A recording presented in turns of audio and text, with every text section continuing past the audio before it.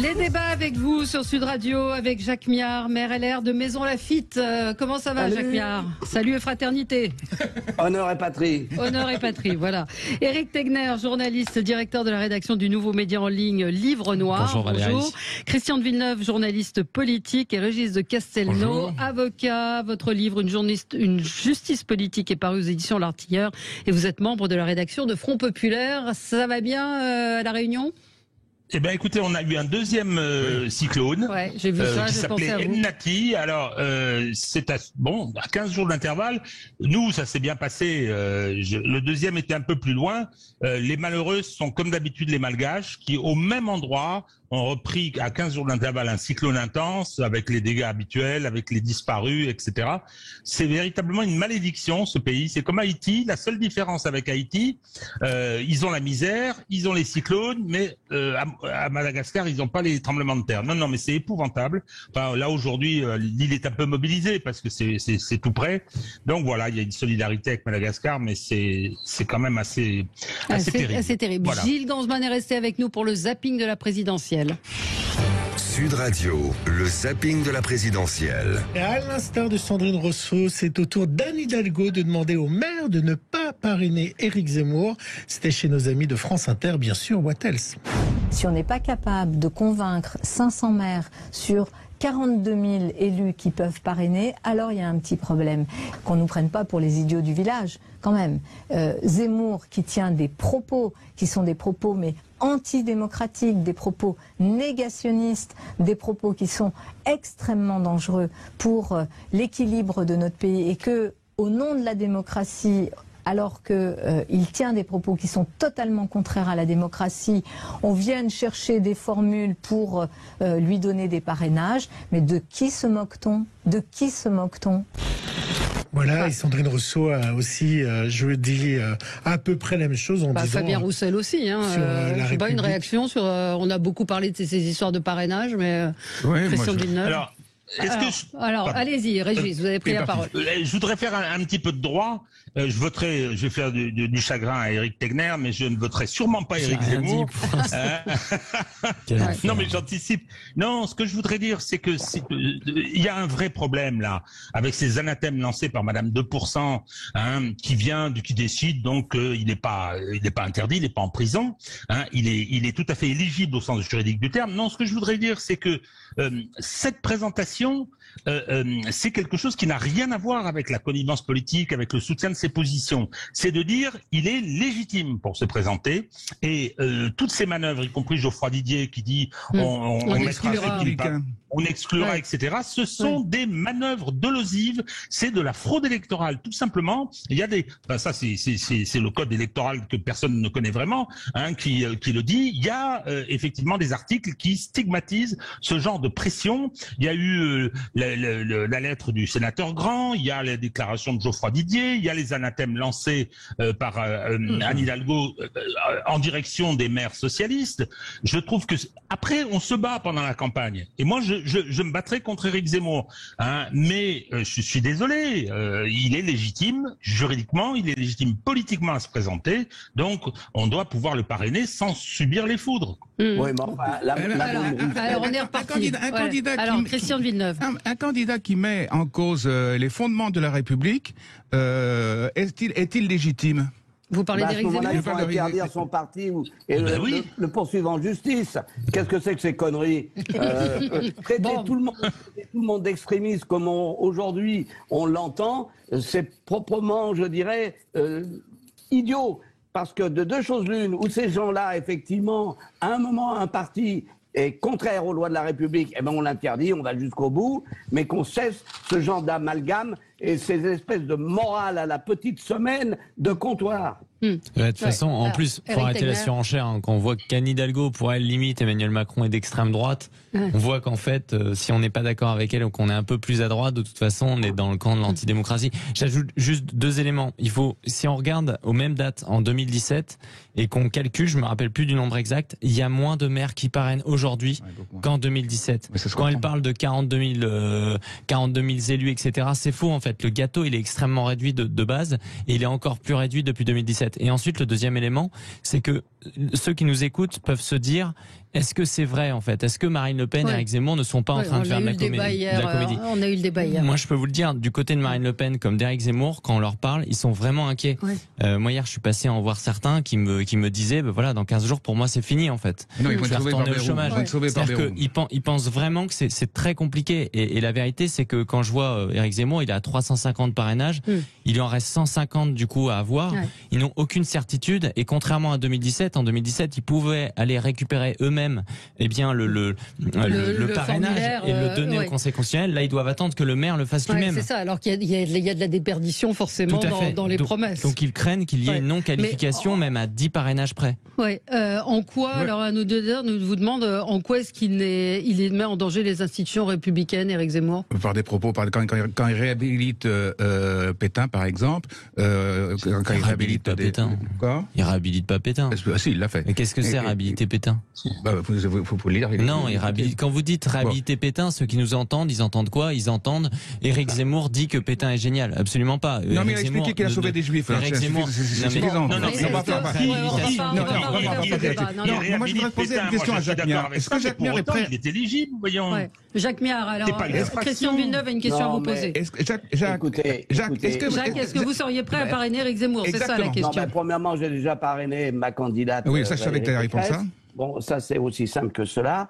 Mais il est clair que s'il n'a pas ces parrainages, ça va poser un sacré problème de défiance envers le système politique. Et ça va être, je dirais, ça va lui donner une aura de victime du système. Ce serait catastrophique. Encore une fois, il n'y a pas que lui, il y a Marine Le Pen. Marine Le Pen, c'est pas parce qu'il lui en manque que 50 qu'elle ne peut pas l'avoir. Oui, mais la différence, c'est qu'il y a des gens comme Fabien Roussel qui ont quand même beaucoup d'élus qui disent je ferai tout en sorte que l'extrême droite n'ait aucune voix. Il y a une mobilisation. Quand je vois Jean-Pierre Raffarin et Dominique Bussereau, c'est quand même des gens très influents auprès des élus locaux qui commencent déjà à expliquer justement que dans le fond, s'ils n'ont pas 500 parrainages, ça veut dire que ils n'ont pas de raison d'être candidats à la présidentielle. Ça montre qu'il y a une entreprise qui est en train de se mobiliser. Et c'est les amis de Jacques Miard. Pardonnez-moi, moi aussi je peux envoyer des scuds, c'est pas ça. Mais c'est ce qu'a dit aussi Olivier Véran, sinon pas le signer. Écoutez, Eric, moi je suis pas cloné, hein. Mettez-vous ça dans la tête. Oui, je sais bien. Donc, vous êtes libre. Chaque fois que je prends des positions, je les prends conformément à mes convictions et j'en ai rien à foutre de ce que peuvent dire, y compris les amis. C'est LR aujourd'hui qui c'est intéressant, il y a eu un jeu où LR a essayé d'aider à ce qu'Éric Zemmour soit candidat pour se qualifier au second tour. Maintenant qu'il voit que Pécresse s'écroule, LR se mobilise. Il y a des pressions qui sont réelles sur les maires aujourd'hui par LR pour qu'ils ne donnent pas de... On n'entend pas. Eric, Gérard Larcher a clairement dit que parrainer, ce n'est pas soutenir. C'était il y a un mois et demi. C'était il y a un mois et demi avant que Pécresse s'écroule. Non, mais arrêtez de jouer les victimes, cher ami. Hein. Je joue pas les victimes, moi j'explique juste. Je défends personne. Je pense que Marine Le Pen, c'est le même problème. Il est président de l'AMF, de l'association où il y a tous les maires de France qui sont membres. Il dit, c'est pas un soutien. Moi, je parraine Mélenchon. Je suis d'accord, moi. Je considère que oui, Éric Zemmour, d'une certaine façon, réhabilite Pétain. Pour autant, il est éligible. Il y a le suffrage universel. Et pour être éligible, il faut être électeur.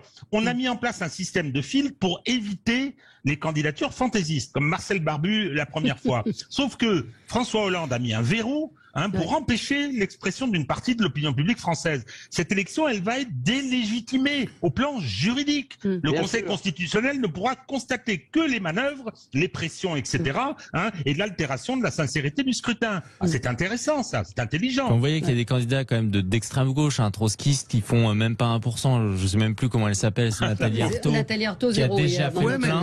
À un moment donné, non, désolé. Est-ce qu'ils sont pas plus, est-ce qu'ils sont plus républicains? Non, mais c'est ce qu'on a. D'être communiste, c'est plus républicain. On a évoqué ce sujet hier et les pressions que subissent aussi les maires, les élus qui soutiennent des candidats qui ne sont pas forcément dans la doxa du conseil régional ou départemental et du coup qui ont des pressions. Et ça, c'est une réalité.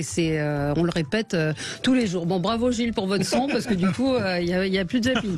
On continue juste après le journal. À tout de suite. Avec vous sur Sud Radio avec aujourd'hui Régis de Castelnau. Castelnau, avocat. Votre blog s'intitule Vue du droit. Vous avez publié Une justice politique aux éditions L'Artilleur et vous êtes membre de la rédaction de Front Populaire. Jacques Miard, maire LR de Maison Lafitte, Éric Tegner, journaliste, directeur de la rédaction du nouveau média en ligne Livre Noir, et Christian de Villeneuve, journaliste politique. Gilles, le zapping de la présidentielle, on continue. Je suis désolé. Non, mais les parrainages, c'est un sujet. Là aussi, le sujet. Voilà. Alors, vous venez de l'entendre dans le journal. Emmanuel Macron va faire un meeting le 5 mars. Mais bien avant, parce qu'évidemment, j'ai pris des sons hier soir, la porte-parole d'En Marche, Prisca Thévenot, était sur CNews et a ironisé sur ceux qui attendent la candidature d'Emmanuel Macron pour partir en campagne. Oui, du bateau, il devait être candidat. Encore une fois, nous sommes en campagne. Et quand je dis nous, ce sont les élus, les militants. Nous étions hier soir encore en bureau exécutif réunis en majorité présidentielle pour travailler l'ensemble des sujets qui nous permettent d'être en campagne et de tout préparer pour que le moment venu, il se déclare et que tout soit prêt. Donc j'ai envie de dire, la campagne a commencé et j'ai du mal à comprendre ce principe qui quand même en marotte depuis un moment, c'est la campagne ne commencera pas tant que le président ne sera pas là. Ben si, elle a commencé et c'est un peu dommage de devoir dire que certains candidats ont besoin que le président se déclare pour se sentir pleinement engagé dans une campagne.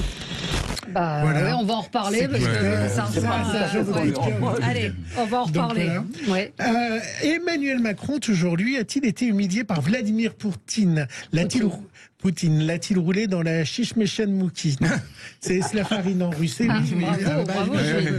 Raphaël Glucksmann sur LCI a dit que faut pas se tromper de coupable. Moi, je pense qu'Emmanuel Macron a fait une erreur au début de son mandat en pensant qu'il pouvait imposer une valse, un tango avec Vladimir Poutine en le recevant à Brégançon, en allant au musée de l'Ermitage, en le recevant à Versailles. Et il a fait l'erreur qu'ont fait tous les présidents français, qui était de se dire à chaque fois, avec moi, on va installer une relation de confiance. Mais Vladimir Poutine n'en veut pas de cette relation de confiance. Parce que, en réalité, Emmanuel Macron n'est pas coupable de ce qui se passe en Ukraine aujourd'hui. Et quand on entend les critiques qui lui sont portées de la part, notamment de l'extrême droite, eh bien, on a l'impression que tous ces patriotes de pacotille se réjouissent du fait qu'un tyran étranger humilie le président de la France. Ces gens-là sont des traîtres. Il n'a pas fait semblant. Non, il n'a pas fait semblant. Et puis quel imbécile. Qu'est-ce que c'est l'imbécile? Oh là. Glucksmann, le fils de son père. Son père, au moins, avait une certaine compétence philosophique, mais alors lui, au secours. Bon. Allez, on finit, on a pris du retard pour vos débatteurs. Et pour vous, j'ai un petit cadeau. Je crois que, vous savez, il y avait eu le phénomène manger des pommes, des guignols. Oui. Je crois que Valérie Pécresse et son debout va devenir aussi à la mode. Je vais vous montrer un petit montage qu'a fait un internaute sur la chanson. Il jouait du piano debout. Écoutez. Il jouait du piano debout. C'est peut-être un détail pour vous, mais pour moi ça veut dire beaucoup. Ça veut dire qu'il était libre, heureux d'être là.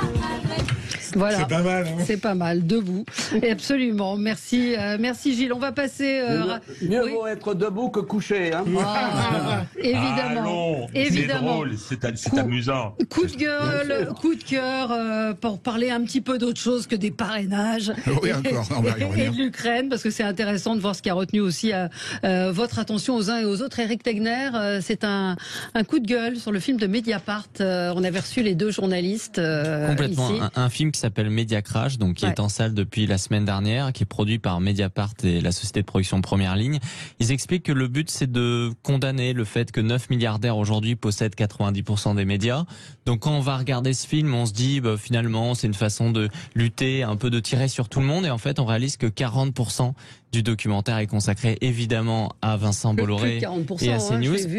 C'est en fait 50%, c'est un film anti-Bolloré. Et ce qui est surprenant, c'est que pour le coup, Patrick Drahi, patron propriétaire de BFM TV, n'est pas du tout cité. Il n'y a pas une seule mention. La seule fois où on parle de BFM TV sans parler de Patrick Drahi, c'est pour exonérer BFM TV sur l'histoire des financements libyens en disant que finalement ils se sont laissés avoir. Ils étaient bien obligés d'en parler, mais ils les dédouanent. Parce qu'en fait, leur seul objectif, c'est comme toujours la même chose, c'est que Mediapart, sous couvert de lutter pour la liberté de la presse, etc., souhaite d'abord discréditer une certaine presse. C'est-à-dire qu'ils ne souhaitent pas le rééquilibrage qui est fait par Vincent Bolloré et par CNews, tout comme ils vont expliquer que dès qu'il y a... Rééquilibrage. C'est-à-dire qu'aujourd'hui, BFM TV est la première chaîne d'info de France devant CNews. Donc à un moment donné, s'ils avaient voulu être honnêtes, eh bien ils auraient d'abord parlé de BFM TV, qui joue un rôle aujourd'hui prépondérant, qui est quand même aussi proche d'Emmanuel Macron, ou au moins ils auraient eu un jugement équilibré. Parce que CNews, si CNews était première chaîne d'info avec une ligne idéologique assumée, etc., on pourrait comprendre. Là, c'est surprenant. Moi, je trouve que ils avançaient. D'ailleurs, ils ont eu des soi-disant. Oui, mais il a raison, Éric Tegner. Il y a très peu. On parle pas de la concentration des médias de Patrick Drahi. Exactement. Et ils ont eu d'ailleurs des soi-disant experts, mais qui en fait étaient tous politiquement engagés.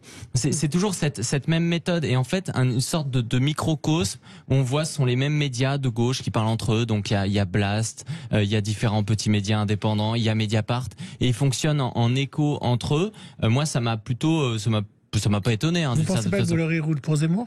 Non, je pense que Bolloré, il est sur un créneau aujourd'hui qui est porteur, parce qu'il est délaissé par beaucoup de médias depuis de nombreuses années, qui est tout simplement, les gens ne se reconnaissaient pas dans des grands médias comme BFM TV. Mais si ça fait des audiences, à un moment donné, c'est que ça rencontre un public. Moi, ce que je vois, c'est qu'il y a des médias de gauche, il y a une presse de gauche qui est aussi subventionnée, qui ne retrouve pas de public parce qu'ils sont sur des idées complètement dépassées. À un moment donné, aujourd'hui, CNews, et il l'expliquait, lorsqu'il était auditionné par le sénateur David Assouline il y a 3 semaines, il leur expliquait, les médias aujourd'hui, ça rapporte beaucoup d'argent. Il a d'ailleurs cité l'exemple avec Fox News, le propriétaire de Fox News, où en fait Fox News, c'est ceux qui rapportent le plus de profit, le plus de marge, parce qu'encore une fois, il y a une audience. Il est jugé par le fait qu'il y a des audiences. Alors aujourd'hui, Éric Zemmour, le problème, c'est que dès qu'un média va parler d'Éric Zemmour, parce qu'à un moment donné, Éric Zemmour fait de l'audience. Je suis désolé, quand Éric Zemmour va débattre avec Jean-Luc Mélenchon sur TPMP, au début, il y avait 10 minutes de prévu. Finalement, Hanouna voyait que ça marchait, donc il a laissé 1 heure. Et quand Zemmour est parti, les audiences ont été divisées par 2, sans passer de 2 millions à 1 million. L'audience, c'est pas lié à la qualité. Lorsque les médias se disent, on va parler de Zemmour parce que ça fait de l'audience, on va dire, les médias, du coup, sont pro-Zemmour. C'est exactement ce qui nous arrive, nous, avec le Livre Noir. C'est de l'hypocrisie. Alors que la gauche parle tout le temps de Zemmour. Pour le condamner, etc. Eric, mais il parle tout le temps de Zemmour aussi. Alors, vous devriez postuler au barreau, là, parce que je viens d'entendre une très belle plaidoirie en faveur de Bolloré. Prétendre que CNews ne soutient pas Zemmour, ça n'est pas très sérieux. Dans ce cas, qu'est-ce que vous dites de votre support Front Populaire qui a reçu Éric Zemmour devant 4500 personnes au Palais des Congrès avec Michel Onfray? Est-ce que ça veut dire que vous êtes pro-Zemmour? Ouais. Autre observation. Non, ça n'a rien à voir. Oui, votre média, soyons sérieux. C'est quand même 4500 personnes. Vous n'avez pas rempli 4500 personnes. Autre observation, ma deuxième, s'il vous plaît, la complète véhément comme ça, parce que, je veux dire, c'est, autre observation, surtout que je suis bien capable de l'être aussi, autre observation, j'ai entendu, vous avez dit, Plenel n'est pas, enfin, Mediapart n'est pas honnête. Plenel, honnête, oxymore, faut être sérieux, Parce que je vous signale que effectivement, il part en guerre contre Bolloré. Bolloré, il a l'air insolite. Bolloré, c'est un empire. En revanche, il est parti sur Fabien Roussel. Il dit, je vais soutenir Mélenchon. Et le lendemain, hop, on a une affaire, on sort, emploi fictif, etc., sur un dossier absolument vide. Je défends pas Roussel, je voterai pas pour lui, je suis clair. Attendez, petite parenthèse sur la célérité du PNF qui s'est rapidement saisi du dossier Fillon à l'époque, et là, visiblement, ça les intéresse pas. Mais c'est du petit gibier quand même. Valérie, c'est tout petit gibier. Mais j'ai retrouvé le temps de parole des candidats. Oui. Éric Zemmour, 2054 heures du 1er janvier au 14 février. Marine Le Pen, 1473. Jean-Luc Mélenchon, 1423. Valérie Pécresse, 1336. Yannick Jadot, 1089. Fabien Roussel, 914. Bref, ça descend. Ça descend. Mais 2054 heures d'antenne. En fait, ça marche. Soutien non comptabilisé. Il va falloir compenser. Soutien non comptabilisé. Alors déjà, il faut savoir que Marine Le Pen a fait exprès de ne pas trop être dans les médias. Elle rentre dans une séquence médiatique de 15 jours à 3 semaines qui vient. Donc c'est une stratégie. De l'autre côté, moi, je ne vois pas à quel moment on peut en vouloir aux médias de se dire je réinvite quelqu'un ou je parle d'un sujet où à chaque fois ça fait de l'audience. L'audience, c'est pas quelque chose de faux. L'audience, c'est des gens. On sort de notre sujet Mediapart et du film Media Crash où effectivement il y a 70% qui est consacré à Bolloré. Je suis d'accord avec vous. Mais moi je vois aussi. Il faut quand même regarder la réalité en face. Et je dirais que la présence, la prégnance des grands groupes capitalistiques, et je suis un homme de droite, dans les médias pose un problème d'équilibre, qu'on le veuille ou non. Le problème, ça a toujours été. Hein. Oui, mais attends. Alors, je suis pas d'accord que le problème, c'est le manque de. Le problème, sur ce point précis, il faudrait un peu plus d'équilibre. Parce que aller chercher le fait qu'il y ait des audiences sans Antonio, comme disait mon prof de français, il avait aussi de l'audience. Maintenant, est-ce que c'était de la littérature au sens propre? J'en doute. Alors Christian, aujourd'hui, qu'on le veuille ou non, il va falloir mettre des règles pour qu'il y ait plus de diversité dans la possession des médias. Parce que sinon, ça va être la pravda. Hein. Non, mais ce que dénonce le film, c'est 9 milliardaires qui possèdent 90% des médias. Sauf qu'effectivement, encore une fois, vous avez raison, c'est Bolloré. Là, il y a une interrogation. Oui, mais je vous dirais... Christian Villeneuve, qui connaît bien, vous avez dirigé de nombreux journaux. La concentration des médias par des industriels milliardaires, entre autres, est pas nouvelle. Ça a toujours été. Et finalement, on était très souvent bien contents de les trouver, parce que la presse est complètement déficitaire. Depuis des décennies. Voilà, c'est pour te payer. Si je peux juste ajouter un élément, c'est que ce qui pose problème, c'est pas qu'il y ait des milliardaires qui possèdent des médias, c'est effectivement le manque de diversité. Je suis désolé, par exemple, la Commission européenne, elle avait bloqué à l'époque ce grand projet d'un Netflix européen, justement, porté Bolloré avec Mediaset. Ça a été bloqué. On a besoin de grands groupes puissants. Pourquoi aussi? Parce que le service public fait pas son boulot. À un moment donné, je suis désolé, Bolloré, etc. Parce qu'on a dit à David Assouline, il y a aussi une concentration dans le service public, d'une certaine manière. Régis de Castelnau, coup de gueule. Ah oui, alors moi, je me suis battu les flancs pour essayer de pas avoir un coup de gueule ou un coup de cœur d'ailleurs relatif à la présidentielle ou relatif à l'Ukraine, et j'ai eu du mal à trouver. Mais j'ai finalement trouvé, c'est ce qui s'est passé la semaine dernière aux États-Unis, où vous avez un homme qui a décidé un beau matin qu'il était une femme, un transgenre, et il a participé aux compétitions de natation et il a écrabouillé toutes les autres concurrentes. Il a pulvérisé tous les records, et ce qui est extraordinaire et qui en dit long sur notre civilisation, où est-ce que nous occidentaux on en est, c'est que les adversaires, c'est de la triche pure et simple, les adversaires n'ont pas osé bouger, n'ont rien osé dire, parce que sinon elles se seraient fait traiter de transgenres, elles auraient été pointées du doigt, elles auraient eu des shitstorms, comme on dit aujourd'hui, et donc personne n'a bougé, tout le monde fait semblant. C'est invraisemblable, c'est la fin du sport féminin, il faut être clair. Ouais, voilà. Coup de gueule. Vous les coupez et vous allez combattre les filles. Bravo. Allez. Non, on vous les coupe même pas. Vous dites le matin, je suis une femme. Ah, très bien. Non, il y a eu. Je suis un homme. Non, il y a eu une transformation. Oui, mais on s'en fout. On devrait leur interdire d'aller effectivement. Enfin, il y a un problème. Il y a quand même un problème. On avait parlé avec Candeloro. Oui, absolument. Allez, on marque une pause. On se retrouve dans un instant. On va parler de l'Ukraine. On va parler d'Emmanuel Macron. Premier meeting du non-candidat le 5 mars. À tout de suite. Les débats avec vous, avec Régis de Castelnau, Jacques Miard, Éric Tegner et Christian de Villeneuve. Bon, on a pris du temps avec le zapping. On n'a pas fini les coups de cœur et les coups de gueule. Jacques Miard, coup de gueule. Oui, c'est un coup de gueule à propos de ce qui s'est passé en Afrique. Parce que, bien évidemment, depuis hier, c'est El Halali sur Poutine, avec la volonté de prendre des sanctions qui risquent de plus pénaliser les entreprises françaises que Poutine lui-même. Oui, mais si on veut vraiment, je dirais, s'opposer à Poutine, il y a un endroit où on devrait quand même faire attention. On a annoncé, le président de la République, le retrait de Barkhane du Mali. Or, on laisse la place à qui? À Wagner, c'est-à-dire aux Russes. Donc, il y a un moment, on prend les moyens de notre politique et on fait face à Wagner et on casse du Wagner. Et là, M. Poutine, il comprendra qu'il ne faut pas aller trop loin. Et c'est ça que je voudrais dénoncer, parce qu'on a présenté ça comme un repli stratégique, parce qu'on nous demande de partir, parce qu'il y a un factieux qui est à la tête de cet État. C'est complètement, je dirais, une reculade de première. Et il faut ajouter une chose, c'est que ça résulte de la politique de coopération en matière militaire que la France a adoptée depuis une quinzaine d'années pour des raisons budgétaires. On a complètement supprimé la coopération militaire, parce qu'en Afrique, le seul service public qui existe, c'est l'armée. Qu'on le veuille ou non, c'est comme ça. Et on formait des officiers. Et là, le Xozo qui est à Bamako, vous savez où il était formé? Chez les Russes. C'est étonnant. On a laissé la place. Et donc, il y en a qui prennent notre place. Donc, ce que je veux dire, c'est qu'aujourd'hui, si on veut reconquérir notre position, on reprend notre place et on ne laisse pas Wagner gouverner l'Afrique. Ouais. Oui, mais on reste pas forcément au Mali, mais on se développe, on se déploie dans les pays limitrophes. Tout ça, c'est des blagues. On va payer très cher parce que ça va gangréner. Et parce qu'on vient nous dire, mais l'opinion publique africaine est contre nous. Tu parles de l'opinion publique. Tu la connais, l'opinion publique africaine? Elle est manipulable. Et en 24 heures, elle peut changer d'ennemi. Il faut arrêter. Donc on prend les moyens de notre politique. Et là, on a laissé faire. C'est une faute stratégique. Allez, oui, mais comment on fait alors? On fait, eh ben, on casse du Wagner. Voilà. Oui, mais ça veut dire quoi, ça? On a les moyens de casser le Wagner? Mais bien sûr qu'on a les moyens, là. Parce que Wagner, c'est un certain nombre de zozos répartis dans plusieurs États. Quand on leur a cassé quelques zozos, ils comprendront et ils foutent le camp. Non, mais ça veut dire quoi? On envoie donc, on fait des commandos, on fait une opération aéroportée. On prend les moyens pour la. Mais non, tout ça, mais ça, je veux bien.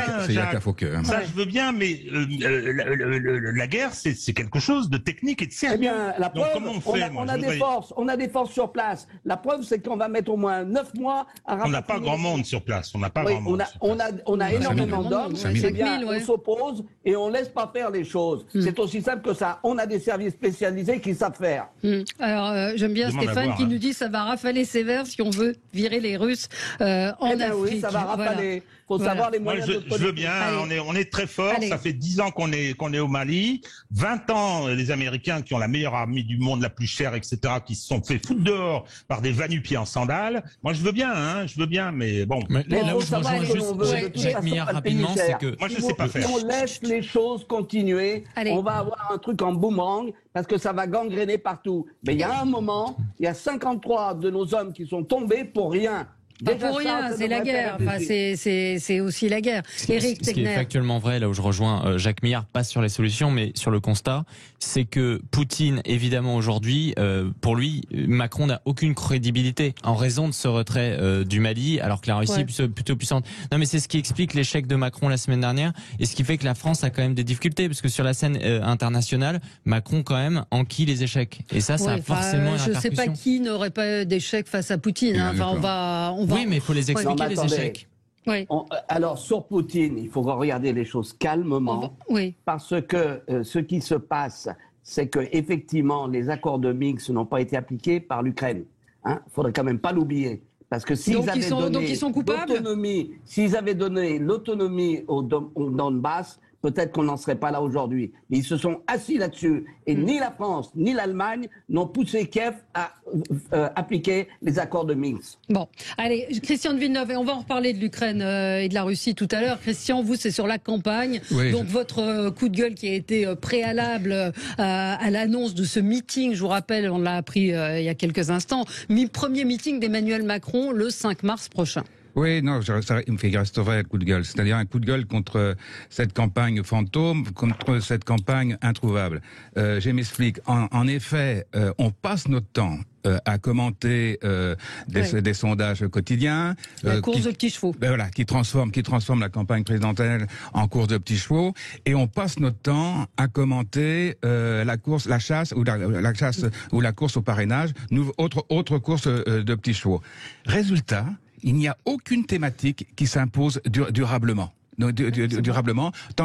Un jour, on va parler du nucléaire, mais le débat disparaît immédiatement. Donc c'est une campagne qui n'a pas commencé, qui est complètement volatile. En plus, et ça je l'ai dénoncé, déjà dénoncé la semaine dernière, le grand favori reste muet. On nous annonce qu'il va parler parce qu'il peut pas faire autrement à partir du 5 mars. Et puis en plus, on peut regretter une chose, c'est que cette campagne, elle va être occultée par le conflit russo-ukrainien.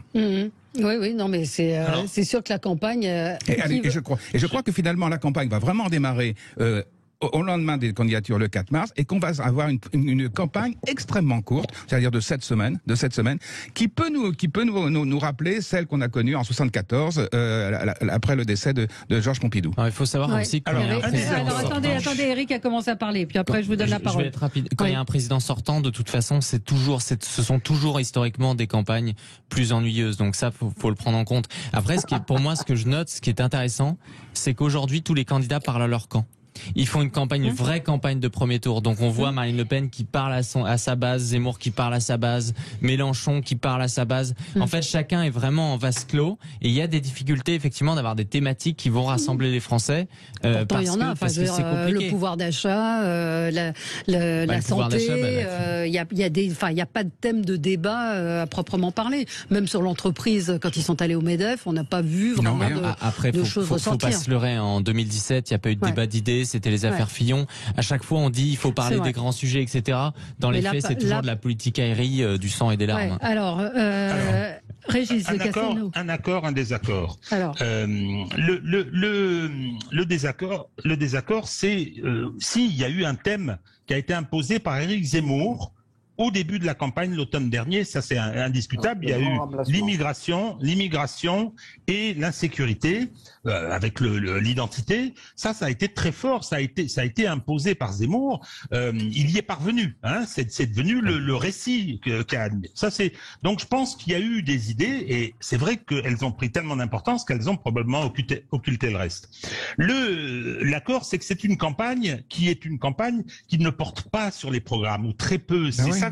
Pourquoi ? Parce que quel est l'enjeu de cette élection ? Moi, ce que je trouve intéressant, c'est que tous les candidats, enfin ceux du peloton de tête, hein, les trois Pécresse, Zemmour, Marine Le Pen et peut-être Mélenchon qui gratte à la porte derrière, hein, se présentent tous. Je suis le seul qui peut battre Macron. Oui. C'est moi qui dois pouvoir battre Macron. Or, l'enjeu de cette élection, c'est moins les programmes que Macron stoppe ou encore. Hein, c'est-à-dire que ça va être. Alors ça je sais pas du tout. Hein, et je pense que c'est pas du tout fait de le sortir de l'Élysée. Hein, mais je pense que c'est vraiment le débat qui est le mieux placé pour battre Macron. Regardez, on parle peu des programmes derrière, de législatives, etc. Ouais. C'était normal d'ailleurs, ce que je comprends. Non, l'enjeu, et c'est pour ça, à mon avis, mais je peux me tromper, c'est pour ça que Macron démarre le plus tard possible, parce que il sait bien que ça va être, à ce moment-là, le feu croisé explosif va arriver. C'est pas pour autant que ça le mettra en difficulté, je sais pas. Mais c'est une élection qui est véritablement complètement polarisée. Moi, ça me renvoie un petit peu à celle de 2012, où beaucoup disaient tout sauf Sarkozy, quoi. Il y avait un rejet. Hein, et c'est plus Sarkozy qui a perdu que Hollande qui a gagné. Hein. On marque une pause, Jacques Miard. Je vous donne la parole sur le sujet de cette non-campagne. À tout de suite. Les débats avec vous jusqu'à midi. Alors Jacques Miard, cette non-campagne qu'évoquait Christian de Villeneuve, ça vous semble normal ? Est-ce que c'est le cas à chaque fois ou est-ce que c'est plus marqué cette fois-ci ? Et l'absence de candidature du président de la République en est-elle la cause ?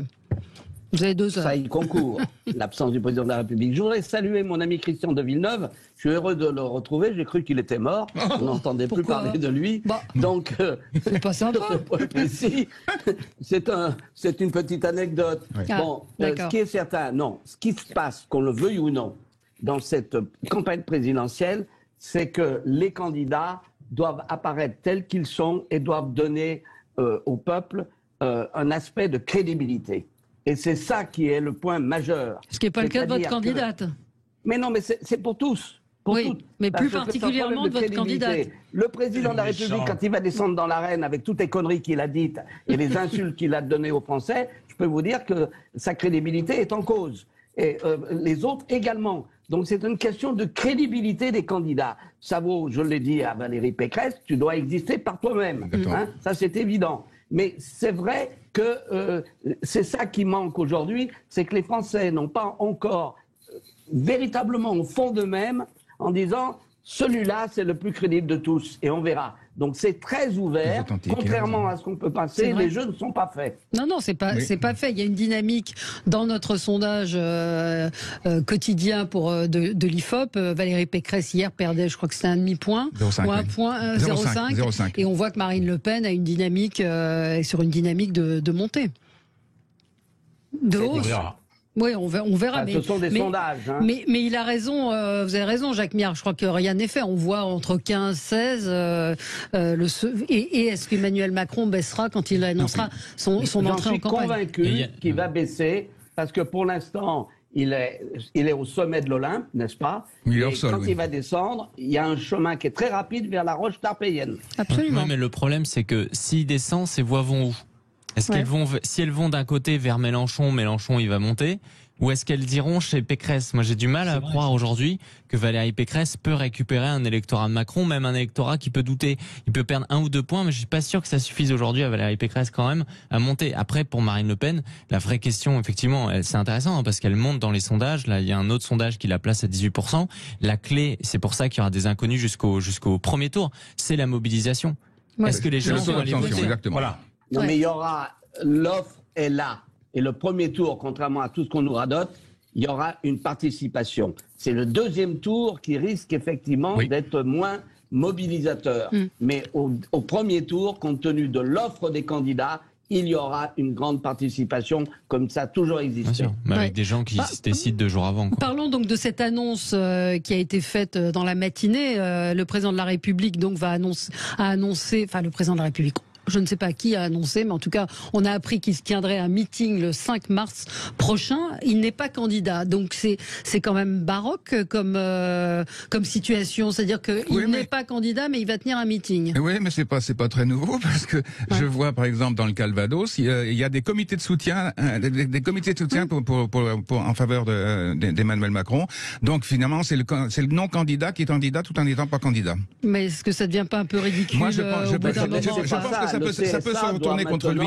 Je pense le prendre en compte. Je pense que ça peut se retourner contre lui parce que on dit effectivement que les précédents présidents sortants se déclaraient au dernier moment, mais je pense qu'on a changé d'époque et les Français sont demandeurs de débat et de transparence. Et je pense que cette élection, cette campagne présidentielle démarrera vraiment lorsqu'il y aura des débats contradictoires et que je pense que les Français sont demandeurs d'un grand débat, même s'il y a 10 personnes, et que ça l'ensemble de la population peut se réveiller. Pour l'instant, et d'ailleurs, les audiences des émissions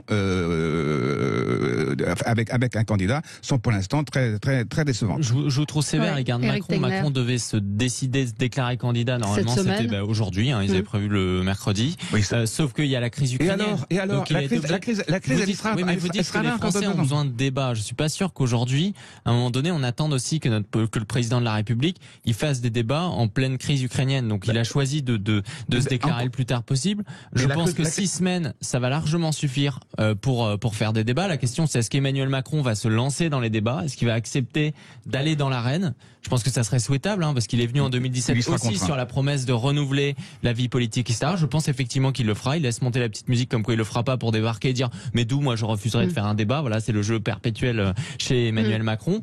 Mais Emmanuel Macron, il a toujours théorisé quand même la distance, etc. Et à un moment donné, on attend du président de la République quand même qu'il aille au bout de son mandat. Qu'il aille au bout de son mandat. Donc je trouve que là-dessus, il y a pas mal d'hypocrisie. Alors chacun joue un peu son petit jeu, mais de toute façon, il y a la recherche des parrainages, les gens ont la tête à ça.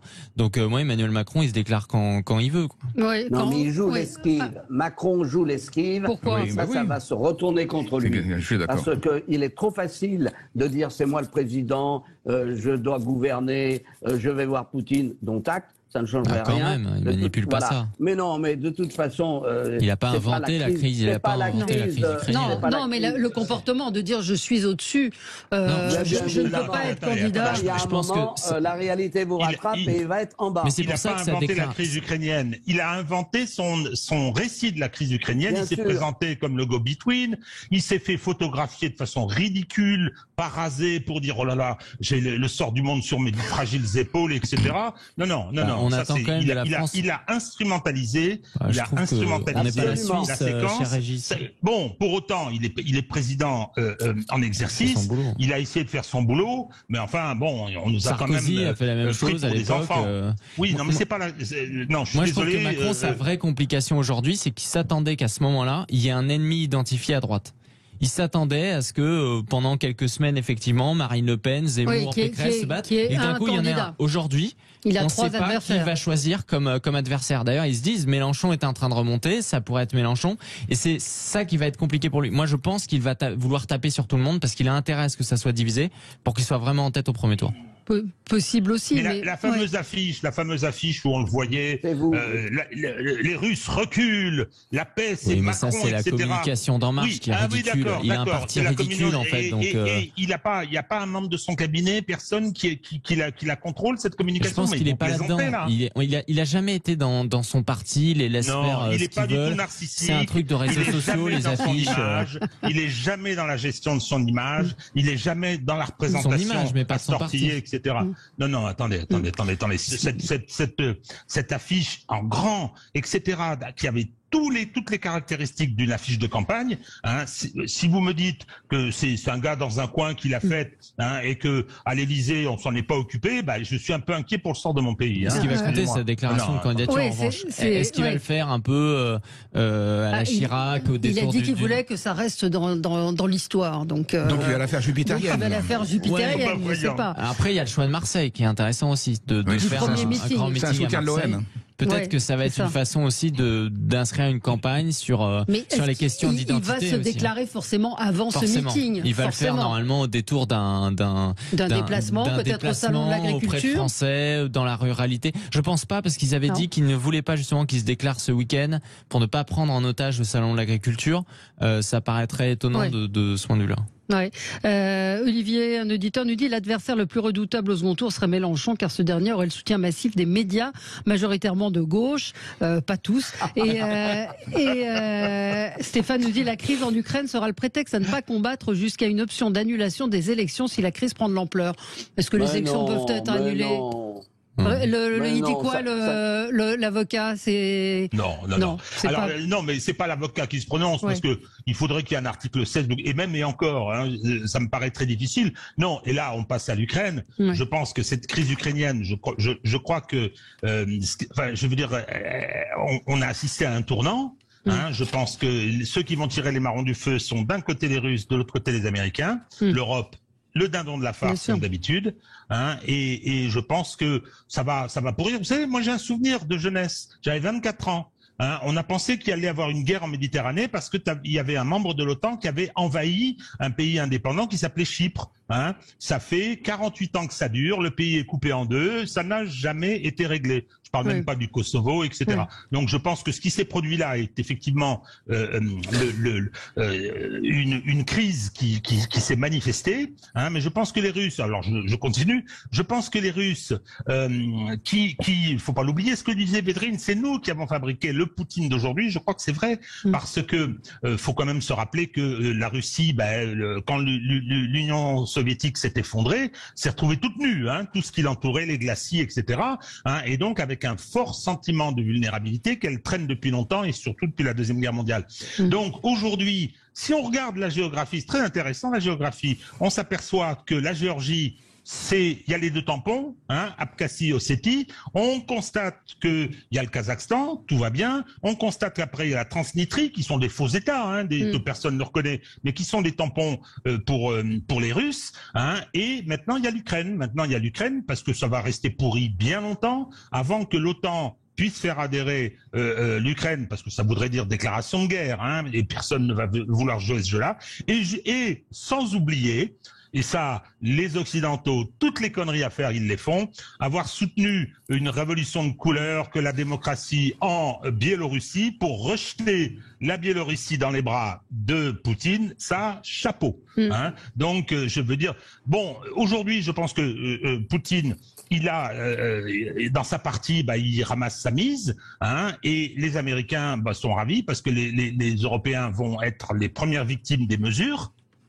On a l'augmentation du gaz, la Russie continue à s'adapter, elle a changé complètement son agriculture depuis 10 ans à cause de ces sanctions. Les Américains n'ont pas à s'en plaindre. Et je pense que les écologistes chez nous, Monsieur Jadot en particulier, qui est ultra-atlantiste, ultra néocon, doit être ravi puisqu'on va payer le gaz de schiste américain plus cher. Il doit être enchanté et puisqu'on a aussi abandonné le nucléaire. Enfin. Bravo. Alors, bravo. Vous êtes d'accord? Je voudrais ajouter quelque Allez-y, chose. Jacques Miard. Le jour où les Français, les Européens auront compris que la première organisation politique et militaire en Europe, c'est les Américains à travers l'OTAN, ce jour-là, ils auront quand même reçu et revu la réalité. Parce que dans cette affaire, effectivement, ceux qui vont gagner, ceux qui sont en train de nous conduire à un affrontement, ce sont les États-Unis. Et je le dis parce que nous sommes peut-être des alliés, mais dans un certain nombre de cas, et celui-ci en particulier, il joue un rôle dangereux. Ouais. Jamais l'Ukraine ne peut rentrer dans l'OTAN. Nous l'avons dit, nous l'avons écrit en 97 dans un accord avec les Russes. Et donc, il est manifeste qu'aujourd'hui, si on laisse l'OTAN rentrer en Ukraine, ce sera un casus belli, et c'est de la géostratégie. C'est pas de savoir si un État peut décider souverainement. Il doit décider souverainement en fonction de la réalité géostratégique. La France et l'Allemagne se sont opposées à l'entrée, notamment au sommet de Strasbourg, à l'entrée de l'Ukraine dans l'OTAN. Il faut rester sur cette ligne et surtout pas suivre, je dirais, l'ultra-boutisme de M. Biden qui n'arrive pas à maîtriser les faucons américains. D'ailleurs, je note, c'est assez amusant, on a expliqué pendant des années que le problème c'était Trump. Eric Tegner, faut noter que l'annexion de la Crimée, ça date d'Obama. Et que là, le problème avec l'Ukraine, c'est sous Biden. Et que non, mais c'est pas une question de démocrate ou de républicain. Non, mais c'est intéressant. Ouais, vous avez vu ce qu'a dit Trump. Hein, il a dit c'est du génie. Ce mec est malin, c'est incroyable. Donc du coup, c'est. Parlant de qui? En parlant de Poutine. En parlant de Poutine. Non, pas de Biden. Pas de Biden. Non.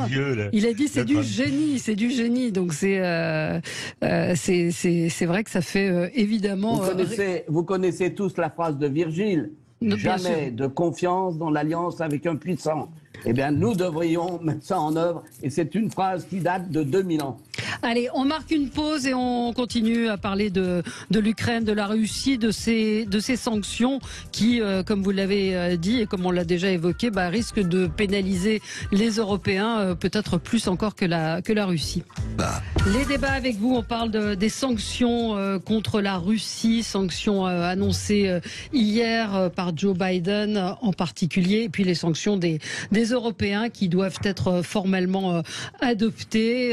Elles feront très mal à la Russie, a dit le chef de la diplomatie de l'Union européenne, Joseph Borrell. On a parlé de gel d'avoirs, l'interdiction de visas qui visent des députés russes. Alors ce sont des mesures de représailles qui laissent dubitatif un certain nombre de personnes, parce que même de politiques, parce que on a une vraie dépendance. Vous évoquiez l'agriculture, on a une vraie dépendance vis-à-donc de la Russie. Hein. Tout à fait. D'abord, à partir du moment où on a dit qu'il n'y aura aucune intervention militaire, donc on est condamné à ces sanctions économiques. Mais quels sont ces effets des sanctions économiques? Je pense d'abord il peut y avoir un effet boomerang, effectivement, pour les Français, pour les Européens. Et d'autre part, moi je pense que ces sanctions pousse la Russie dans les bras de la Chine. Ouais. Bon, parce que là on parle du gazoduc Nord Stream 2 qui va pas être mis en marche. Le numéro 1, le gazoduc numéro 1 fonctionne toujours, fonctionne toujours. Et si la Russie décidait de le couper, eh bien, il vendrait sans doute ce gaz ailleurs et dans d'autres pays que des pays européens. Donc on est très impuissant. Et on a l'impression qu'on est face à une certaine fatalité. Oui. Eric Tegner Je pense que les sanctions n'ont pas fonctionné après l'annexion de la Crimée. Je ne vois pas effectivement pourquoi elles fonctionneraient aujourd'hui. Et qu'effectivement, les dindons de la farce, ça va être nous. Il va y avoir des impacts quand même avec cette crise ukrainienne. On parlait tout à l'heure de la présidentielle. Heureusement qu'on a le nucléaire. Directement de l'essence, parce qu'il y a un lien. Le baril de pétrole est vraiment lié aussi aux questions géopolitiques. Donc ça va être compliqué de notre côté. Je pense qu'il faut qu'ils rétablissent uniquement la solution diplomatique avec la garantie que l'Ukraine ne rentrera pas dans l'OTAN. Moi, j'ai entendu Biden, c'est intéressant. Biden parle de l'Ukraine aujourd'hui comme si l'Ukraine était dans l'OTAN. Je trouve que c'est pas propre à rassurer. Et l'unique objectif, moi, que je perçois à côté des États-Unis, c'est de légitimer des sanctions qui vont affaiblir vous savez, l'ennemi russe, le péril russe, et derrière de fragiliser également l'Union européenne. Oui, mais avec Christian voulait juste ajouter quelque chose. La vraie question, est-ce qu'on peut parler à Poutine? Est-ce qu'on peut croire ce qu'il dit? François Hollande disait hier sur une radio en disant la seule chose qui compte avec Poutine, c'est le rapport de force. Alors quel rapport de force on peut fixer à Poutine? Je n'en sais rien. Ouais. C'est pour ça que ce que je disais tout à l'heure, Premièrement, il faut voir une chose, c'est que les sanctions qui poussent aux sanctions, c'est étrange, c'est surtout les États-Unis qui ont très peu de relations avec la Russie. Absolument. Et quand ils bloquent le Gulf Stream, quand ils bloquent, pardon, le gazoduc qui doit amener le gaz en Allemagne, ils vont présenter leur gaz de schiste. Hein, et il faut quand même regarder les choses telles qu'elles sont. Bien sûr qu'il faut parler ferme avec Poutine, mais il faut l'attaquer là où il s'y attend pas. C'est la raison pour laquelle, si on le bloque, notamment en Afrique, en disant maintenant ça suffit, il va vite comprendre. Parce qu'il va se dire merde, je suis fort peut-être du côté de Donbass, mais je ne suis pas fort ailleurs. Donc c'est là où il faut jouer beaucoup mieux qu'on joue. J'ajoute une chose, c'est qu'effectivement, on rentre dans des sanctions multilatérales. Et c'est la pire des choses, parce qu'on n'en sort pas. Et c'est ça qui est dramatique. Pourquoi on n'en sort pas? Parce que les Européens sont complètement divisés.